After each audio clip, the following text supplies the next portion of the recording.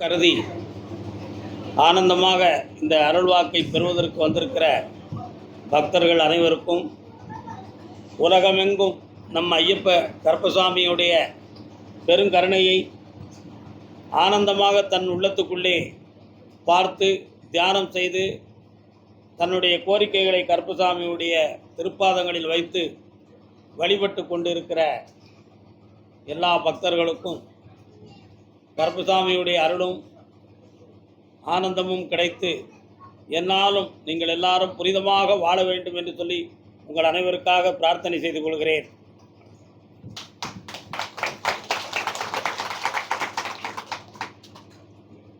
கருப்பசாமியினுடைய அருள்வாக்கு எழுதி வைத்து ஊர் பேரை சொல்லி கூப்பிட்டு சொல்லக்கூடிய வாக்கு புளியறையிலே நடக்கவில்லை. ரொம்ப புனிதமாக எல்லோரும் கவனித்து கொள்ள வேண்டிய ஒரு விஷயத்தை நான் உங்களிடம் சமர்ப்பிக்கிறேன். எழுதி வைத்து வாசித்து கொண்டு வருவதை வைத்து உங்களை அழைத்து நான் கூறவில்லை. அசரீதியாக எனக்கு தெய்வம் சொல்லுகிற வார்த்தைகளை கேட்டு இந்த ஊர் இந்த எல்லையிலிருந்து வந்திருக்கிறான் என்பதை சொல்லித்தான் நான் அழைத்து கொண்டிருக்கிறேன். இதில் இந்த உத்தரவை பெறாதவர்கள் பல்வேறு கோணங்களில் பல்வேறு சிந்தனைகளிலே நம்மளை தாழ்த்தி குறைவாக மன வெறுப்புக்குள் பேசிக்கொண்டு இருப்பவர்களும் உண்டு. தெய்வம் நம்ம கூப்பிடவில்லை, என்ன செய்வது என்று தனக்குள்ளேயே இறைவனை நொந்து கொண்டவர்களும் உண்டு. கிடைத்தவர்கள் வாக்கு பெற்று விரைவில் நடக்க வேண்டும் என்று சொல்லி சாமியை பிரார்த்தனை செய்து கொண்டவர்களும் உண்டு. எல்லா விதமான மனம் படைத்தவர்களையுமே நாம் சந்தித்து கொண்டு இருக்கிறோம், சிந்தித்து கொண்டும் இருக்கிறோம். அவர்கள் அனைவருடைய எண்ணங்களும் நிறைவேற வேண்டும் என்று சொல்லிதான் அவர்களுடைய ஆதங்கம் என்னவென்றால் கருப்பசாமி நமக்கு அருள்வாக்கு சொல்ல வேண்டும் என்பதுதான் அவருடைய நோக்கம். உயர்ந்த நோக்கம்தான். அது கிடைக்காத பட்சத்தில் அவர்கள் செலவழித்ததை ஒரு பெரிய சுமையாகவும் வருத்தத்துக்குரிய வேதனையாகவும் அவர் வெளிப்படுத்தியிருக்கிறார்கள் பலர். அவர்களுடைய எண்ணங்களும் நிறைவேற வேண்டும். அவர்களுடைய என்ன நோக்கத்துக்காக இந்த திருக்கோயிலுக்கு காலெடுத்து வைத்தார்களோ அந்த எண்ணங்களை நம் ஐயன் கருப்பசாமி கூடிய விரைவில் நிறைவேற்றி அவருடைய உள்ளத்தை குளிர வைக்க வேண்டும் என்று சொல்லி வாழ்த்துகிறேன். அது ரொம்ப முக்கியம். ஏன்னா பக்தன் ஒருவன் வேதனைப்படக்கூடாது, பக்தன் ஒருவன் வருத்தப்படக்கூடாது. அவன் என்னை குருவாக நினைத்தோ கடவுளாக நினைத்தோ என்னை ஏசத்துக்கும் என்னை பேசத்துக்கும் அவன் கடமைப்பட்டவன் தான். என்ன அப்பொழுது ஒரு நண்பர் கூறினார், சாமி நான் ஆசீர்வாதம் வாங்கினேன், என் மகளுக்கு குழந்தை பாக்கியம் வேணும்னு நினச்சேன், குழந்தை பிறந்துருச்சுன்னு சொல்லி உங்கள் முன்னால் மைக்கில் சொல்லிட்டு போகிறார். அவர்கிட்ட நான் எதுவும் ஒரு கோடி ரூபா எதுவும் கேட்டேனா, இல்லை எனக்கு எதையும் செஞ்சு கொடுத்துருக்குன்னு அவர்கிட்ட நான் எதுவும் சொன்னேன்னா ஒன்றும் சொல்லலை. வந்தார், வாக்கை பெற்றார், குழந்தை பிறந்துருச்சு, கொண்டு ஸ்வீட்டை கொடுத்துட்டு வாழ்த்திட்டு ஒரு 4 வார்த்தையை சொல்லிட்டு போகிறாரு. இவ்வளவுதானே. அப்போ பலனடைந்தவர்களுடைய புண்ணியம் எப்படிப்பட்டதுங்கிறத நீங்கள் புரியணும். ஒன்று, இந்த உண்டியலில் காணிக்கை செலுத்தக்கூடியதை ஒரு பெரிய தொகையாக நினைத்து கொண்டு சில பக்தர்கள் வருத்தப்பட்டு சொல்லியிருக்கிறாங்க. அது எப்படி அறிவுபூர்வமாக அவங்க சொல்லியிருக்கிறாங்கன்னு சொன்னால், அருள்வாக்கு சொன்னவருக்கும் சொல்லாதவர்களுமே இதில் காணிக்கை போட்டிருக்கிறார்கள், இது என்ன நியாயம் என்று ஒரு கேள்வியை அவர் எழுப்பியிருக்கிறார். அந்த கேள்வி அவர் மனித இயல் படி பார்க்கிறது சரியானது தான். ஆனால் தர்மவியல் படி அவர் அதை புரிந்தால் அது கொஞ்சம் சரியாக இருக்கும். ஏனென்றால் இங்கே நடக்கிற உண்மைகள் அவருக்கு தெரியறதுக்கு வாய்ப்பில்லை. நம்ம கோவிலில் என்னெல்லாம் செஞ்சுக்கிட்டு இருக்கிறோம் அப்படின்னு சொன்னால், ஒவ்வொரு வெள்ளிக்கிழமையும் நம்ம அன்னதானம் பண்ணுறோம்.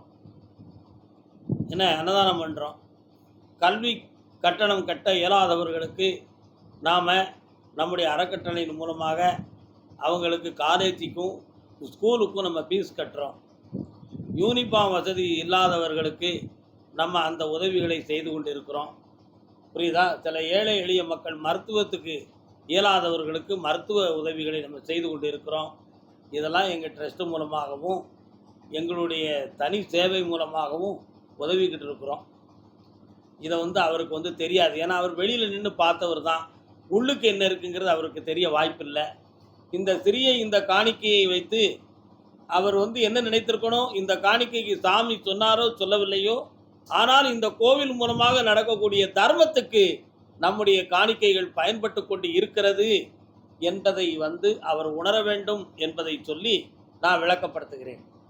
என் பிள்ளை பெற்ற மகனுக்கு இன்னைக்கு பிறந்த நாள். இந்த பிறந்த நாளுக்கு இங்கேயும் அன்னதானத்துக்கு ஏற்பாடு செய்துட்டு இன்னைக்கு ஒரு ஆசிரமத்துக்கு கொண்டு போய் 20,000 செலவழித்து அன்னதானம் கொடுக்கறதுக்கு என் பிள்ளை புறப்பட்டு போயிருக்கு. நாங்களும் இந்த தர்மத்தை செய்துக்கிட்டு தான் இருக்கோம். எங்கெங்கெல்லாம் செய்யணுமோ அங்கெல்லாம் நாங்கள் செய்துக்கிட்டு இருக்கோம். அதனால் ஒரு குரு ஸ்தலத்தில் இருந்து எல்லாரையும் வாழ வைப்பதற்கு வழிகாட்டி கொண்டிருக்கக்கூடிய இந்த திருக்கோயிலுடைய நிர்வாகத்தையோ இந்த கோயிலை நடத்தக்கூடிய குருமார்களையோ குறை சொல்லக்கூடியவர்கள் உங்கள் மனதை பக்குவப்படுத்தி கொள்ளுங்கள், உங்கள் மனதை சீர்திருத்தி கொள்ளுங்கள், உங்கள் உள்ளத்தை தயவு செய்து பண்படுத்தி கொள்ளுங்கள். இதை நீங்கள் சொல்லாதீங்க, அப்படி குறைய நான் சொல்லலை. இல்லை, நீங்கள் இன்னொன்று செய்யுங்க, இந்த உங்கள் கோயிலில் இந்த வசதியை நாங்கள் எதிர்பார்க்குறோம் அப்படிங்கிறத சொல்லுங்கள், நாங்கள் அதை செஞ்சு தந்துடுறோம். இந்த கோயிலில் இந்த வசதி எங்களுக்கு வேண்டும் சாமி, குடிநீர் வசதி வேணும், சாப்பாடு பிளேட் வசதி எங்களுக்கு சரியாக வேணும், இருந்து சாப்பிட்றதுக்கு இடம் வேணும், அது வேணும் சொல்லுங்கள். இப்படி சீர்திருத்தம் செய்து தாருங்கள்னு சொல்லுங்கள், நான் கனிவோடு ஏற்றுக்கிடுறேன். அதை நான் செய்யறதுக்கு முற்படுறதை செய்து கொடுக்கறதுக்கு வேண்டிய எல்லா விஷயங்களையும் நான் செய்ய தயாராக இருக்கிறேன். இதை ஏன் இந்த யூடியூப்பில் சொல்கிறோம்னு சொன்னால், யூடியூப்பை பார்த்து நிறைய மக்கள் நம்ம கோயிலை மனத்துக்குள்ளேயே கும்பிட்டுக்கிட்டு இருக்கிறாங்க.